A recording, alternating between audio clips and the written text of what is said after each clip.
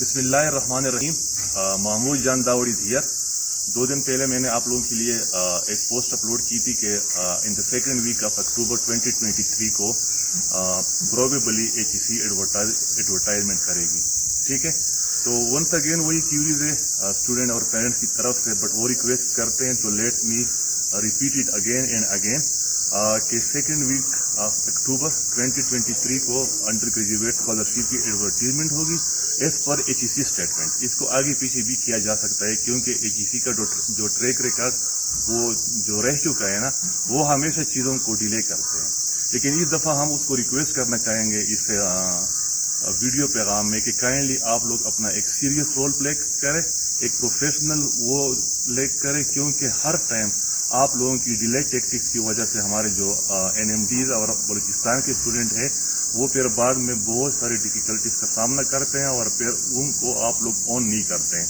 Late me quote Azad Jammu and Kashmir की जो 8 हमारे मेडिकल सीट्स हैं अभी तक वो हैंगिंग में है। ठीक है, आप लोगों ने टेस्ट वगैरह सब कुछ डिले किया हुआ था, उसमें हमारे स्टूडेंट के भी कुछ इश्यूज थे, लेकिन लेटेस्ट इंफॉर्मेशन ये है कि आज़ाद जम्मू एंड कश्मीर के जो NMDs और बलूचिस्तान के स्टूडेंट्स थे मेडिकल के, अभी तक उसने एडमिशन अवेल नहीं किए।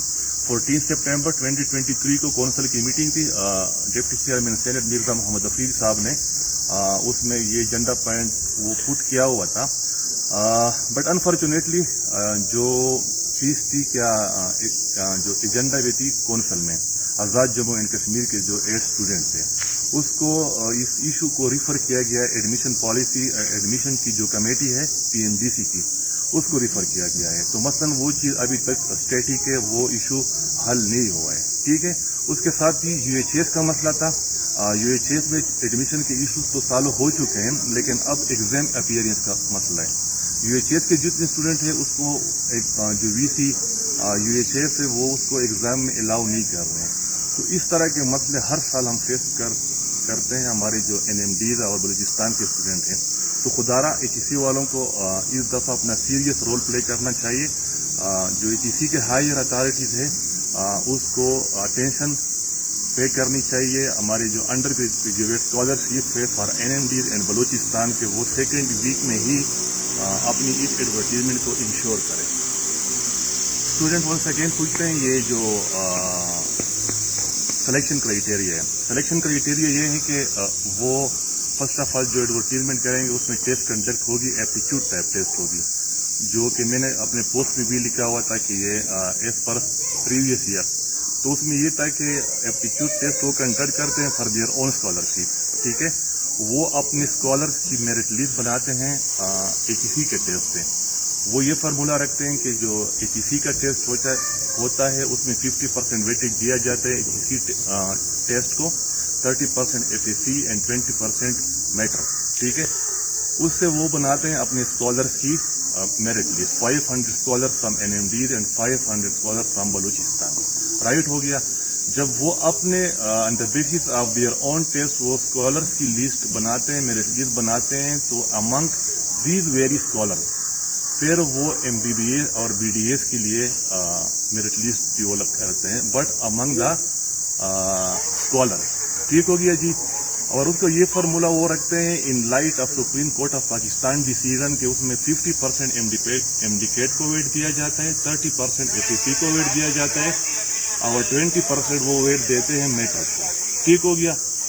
तो let me repeat it again, HEC test conduct करेंगे, एप्टीट्यूड टाइप टेस्ट होगी और वो उस टेस्ट के बिहाफ पे वो अपने स्कॉलर्स की मेरिट लिस्ट डेवलप करेंगे और अमंग दैट वेरी स्कॉलर्स वो फिर MBBS और BDS का मेरिट लिस्ट डेवलप करेंगे, लेकिन उसके लिए फिर वो फार्मूला अप्लाई करेंगे कि 50% MDCAT, 30% FAC और 20% मैटर। लेकिन मेरी नज़र में ये एक खिचड़ी है। ठीक है, कि अगर एक बंदा है वो बहुत टैलेंटेड है, वो MDCAT में बहुत अच्छा स्कोर कर चुके हैं, लेकिन अनफॉर्चुनेटली वो उसका स्कॉलर नहीं बनता है, मतलब वो उसका जो फार्मूला है एप्टीट्यूड टेस्ट में वो उसका स्कॉलर नहीं बनता है, तो उसको वो लोग क्या कहते हैं, कंसीडर ही नहीं करते, क्योंकि वो कहते हैं कि हम MBBS और BDS की सीट्स का merit list among that very scholar develop करेंगे। एप्टीट्यूड टेस्ट जो हैं वो डिबेटेबल हैं, इस पर बात की जा सकती है, लेकिन जब आप लोगों की कोई स्ट्रॉन्ग रिकमेंडेशन आएंगी कि एप्टीट्यूड टेस्ट क्यों नहीं होना चाहिए, ठीक है, और इस तरह का कोई इंडिकेट टाइप टेस्ट दोबारा अगर वो अरेंज करना चाहे भी तो वो अरेंज करे। ठीक हो गया जी। ये तो था HEC का इशू। अब अच्छा, इसमें एक और क्वेश्चन है 500 सीट की कंफर्मेशन की। तो मिर्जा अफरीदी साहब ने 500 सीट इस दफ़ा 333 थी फॉर NMD एंड बलोचिस्तान, लेकिन वो मिर्जा साहब ने एक लेटर किया वो मिनिस्ट्री ऑफ हेल्थ को कि इसको इन्हेंस किया जाए और इसको 500 पर लेके जाए, और फिर उसी चीज़ को मिनिस्ट्री ऑफ हेल्थ ने इंडोर्स किया है और उसको PMDC के पास भिजवाई हुई है। तो इंशाल्लाह ताला कमिंग जो भी मीटिंग होगी उसको उस पर एजेंडा में वो करेंगे और होपफुली इंशाल्लाह उसको हम अचीव कर लेंगे। दूसरा पॉइंट है इंडिकेट इशू, उस पर बात नहीं करेंगे क्योंकि आज 21 सितंबर 2023 को कोर्ट हियरिंग है, राइट हो गया। लेकिन एक चीज़ हमें ज़हननशीन करनी चाहिए कि हर चीज़ का पॉजिटिव एस्पेक्ट भी होता है, नेगेटिव एस्पेक्ट भी होता है। इस पर तो बात कर ही नहीं सकते हैं कि जो ब्लूटूथ का मसला है उसको छोड़ा जाए, नहीं।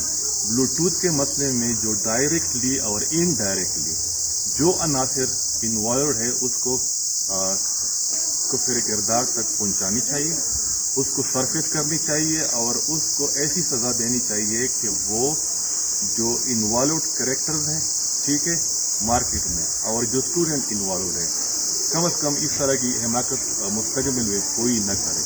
लेकिन अगर सपोज करे हम डिमांड करते हैं कि इसको कैंसिल होना चाहिए, तो इसका फिर वे फॉरवर्ड किया हो, आया दोबारा हम ITA के थ्रू अरेंज करवाएंगे, आया हमारे पास इसका कोई अल्टरनेट सोल्यूशन है, इस पर हमें लाजमी सोचना चाहिए। और मेजॉरिटी के हक में जो फैसला जाता है स्टूडेंट्स के हक में वो फैसला हमें करना चाहिए। अल्लाह हम सबका हामी को नासिर हो। Thank you.